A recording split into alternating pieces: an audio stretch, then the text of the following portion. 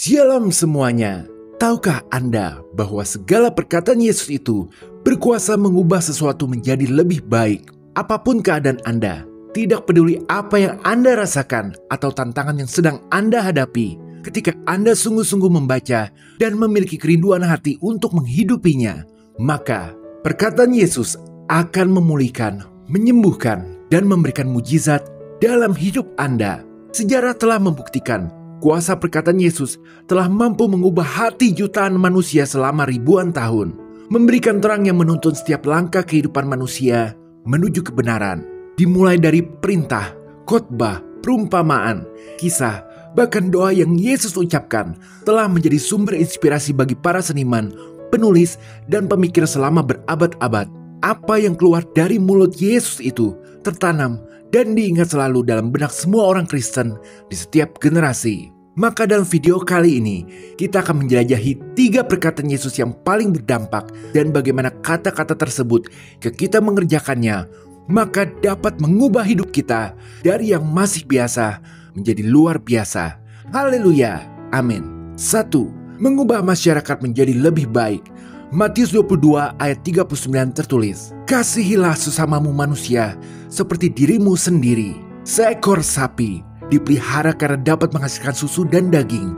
Ayam memberikan dampak oleh karena telur dan dagingnya. Sedangkan manusia bisa bergerak maju, berharga, dan menjadi besar oleh karena perbuatan yang dapat memberikan suatu manfaat bagi orang lain." Maka terbukti benar ucapan Yesus, meskipun tampak sederhana, namun ternyata mengandung intisari kehidupan.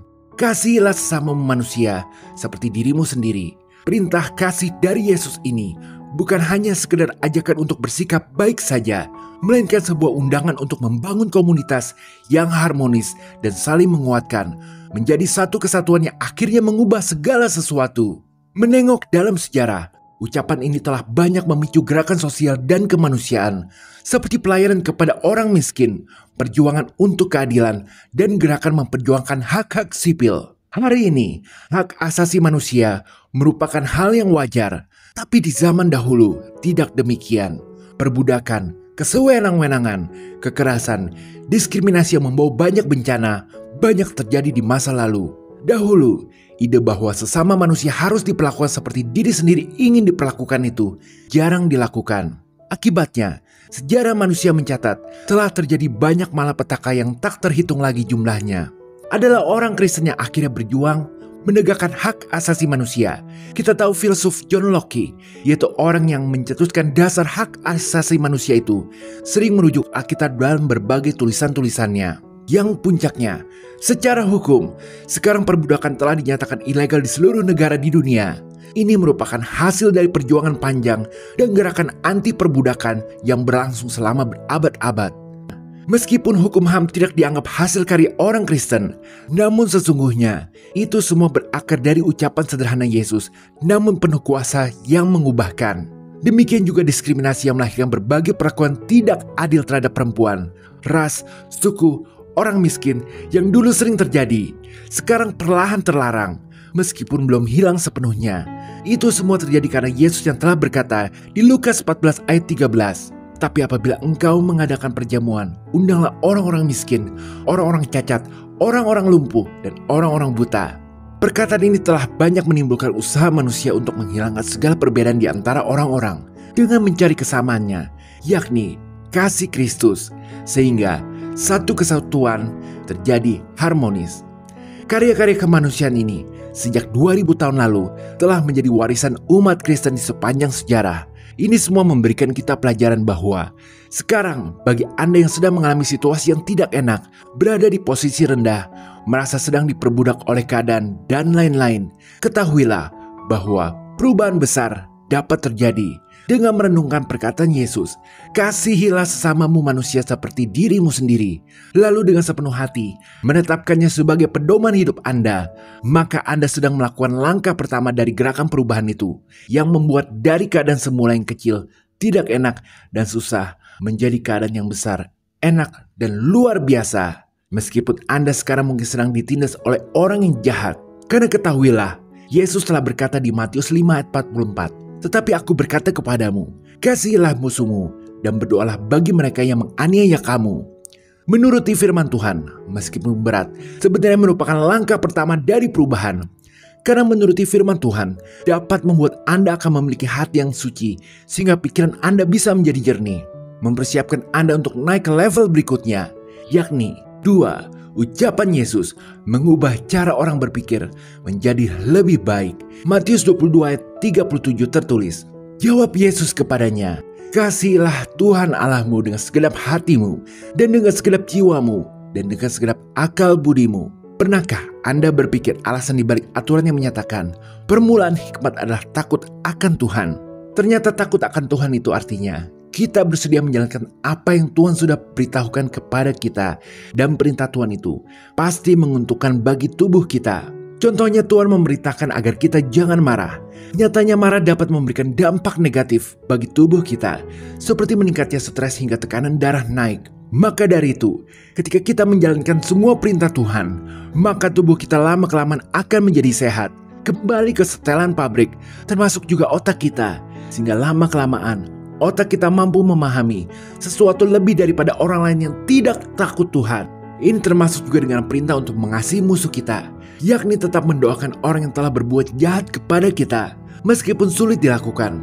Namun mengerjakan itu akan membuat pikiran kita semakin berhikmat, yang pada akhirnya siap melahirkan inovasi, solusi, bahkan terobosan baru yang akan membawa kita menjadi pemenang pada akhirnya. Sesungguhnya alasan dari mengapa Tuhan yang adalah kasih itu sampai rela mengizinkan penderitaan itu hadir adalah untuk menempa jiwa kita, sehingga pembaharuan bisa hadir dari tangan kita. Karena sejarah membuktikan di mana ada kesulitan, di situ ada pembaharuan. Telepon tercipta karena ada kesulitan berkomunikasi. Demikian juga internet. Mobil tercipta karena sebelumnya ada kesulitan dalam bepergian. Demikian juga pesawat. Maka inilah yang menjadi alasan mengapa gereja-gereja di abad pertengahan mempelopori pembangunan berbagai universitas di dunia. Karena mereka memiliki rasa takut akan Tuhan yang menjadi mutlak dikerjakan oleh karena ucapan Yesus yang berkata, kasihilah Tuhan Allahmu dengan segenap hatimu, dan dengan segenap jiwamu, dan dengan segenap akal budimu. Ucapan ini telah menjadi hukum pertama yang harus dikerjakan oleh semua orang Kristen. Mengasihi sama dengan menuruti. Takut akan Tuhan artinya menuruti dengan rasa penuh hormat. Dengan kata lain, jika kita menuruti apa yang diperintahkan Tuhan, kita sudah melaksanakan hukum pertama. Dan ini akan membawa kepada pembaharuan dalam pikiran, seperti yang dialami oleh gereja-gereja abad pertengahan yang akhirnya membuat universitas. Perhatikan bahwa kita harus mengasihi dengan segenap akal budi. Artinya, Yesus dari dulu mengajarkan bahwa pengetahuan itu sangat penting. Iman kepada Yesus akan menghasilkan kepintaran di atas rata-rata. Bahkan gereja awal mula didirikan sebagai sarana pembelajaran bagi orang-orang untuk mengenal ajaran Yesus. Jika berbuat kasih adalah bahasa universal kita untuk berkomunikasi kepada orang, maka pikiran yang berhikmat akan menjadi kekuatan kita untuk bisa bekerja. Pikiran yang berhikmat adalah tentang kemampuan dalam memahami sesuatu. Sejatinya ketika Adam manusia pertama itu diciptakan, dia diberi tugas untuk mengusahakan dan memelihara Taman Eden. Lalu kita melihat bahwa di Kejadian 2 ayat 20, manusia itu memberi nama kepada segala ternak, kepada burung-burung di udara, dan kepada segala binatang hutan. Tetapi baginya sendiri, dia tidak menjumpai penolong yang sepadan dengan dia. Adam memberi nama kepada semua ciptaan. Jadi memberi nama sejatinya adalah langkah pertama dalam usaha untuk memahami sesuatu. Seperti seorang anak kecil yang bertanya, itu apa? Maka orang tua biasanya akan menjawab, itu namanya. Dan ingat ini, merupakan pekerjaan yang diberikan Tuhan kepada manusia sebelum jatuh dalam dosa. Jadi artinya, Tuhan sejak semula berkehendak kita semua manusia untuk bisa menjadi pintar, agar manusia bisa memahami sesuatu sehingga pada akhirnya bisa bekerja dengan baik.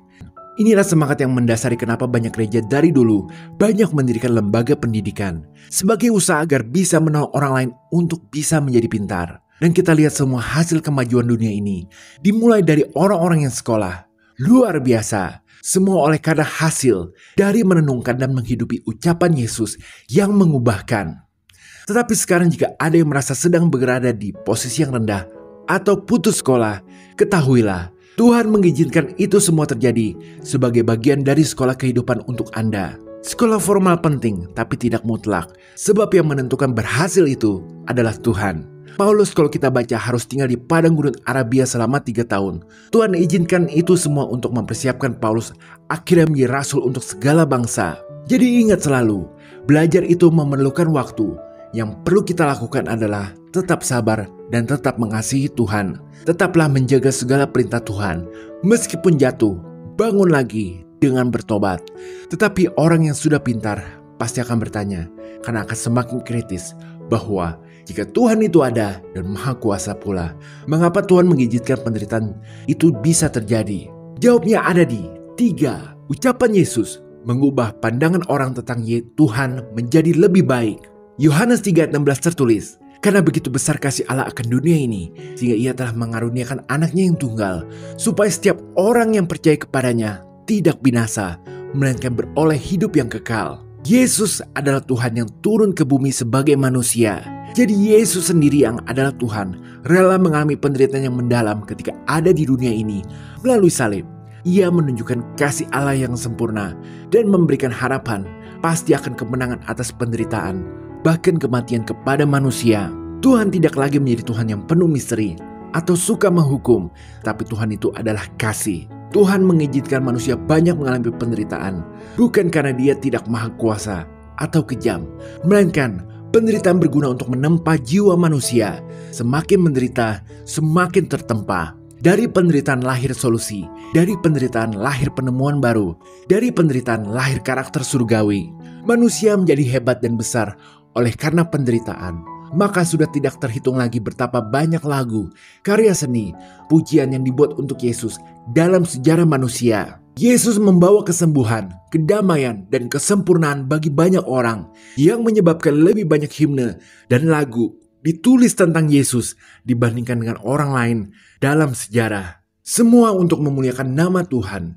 Kasih karunia Yesus dalam dunia ini telah memberikan kekuatan bagi banyak orang tak terhitung jumlahnya untuk dapat menghadapi berbagai tantangan hidup yang berat, hingga akhirnya bisa keluar menjadi pemenang. Di sepanjang sejarah, kasih Yesus memotivasi orang untuk terus mau berbuat baik, karena menyadari bahwa kasih yang diterima secara cuma-cuma harus diberitakan pula kepada orang lain, agar orang lain bisa merasakan juga kasih Yesus dan memuliakan nama Tuhan. Jadi perubahan itu bukan saja datang melalui perbuatan baik dan pikiran yang berhikmat, melainkan juga harus membutuhkan kasih dari Tuhan sebagai pelindung dan penyemangat hidup.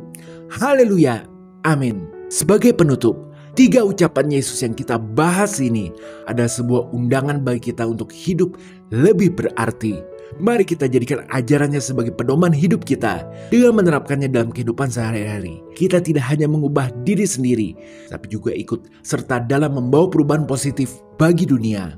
Pertanyaannya adalah, apakah Anda siap untuk menjawab panggilan ini? Andalah yang memutuskan. Haleluya, amin. Demikian video kali ini. Jika berkenan berikan like, share, dan subscribe. Tuhan Yesus memberkati.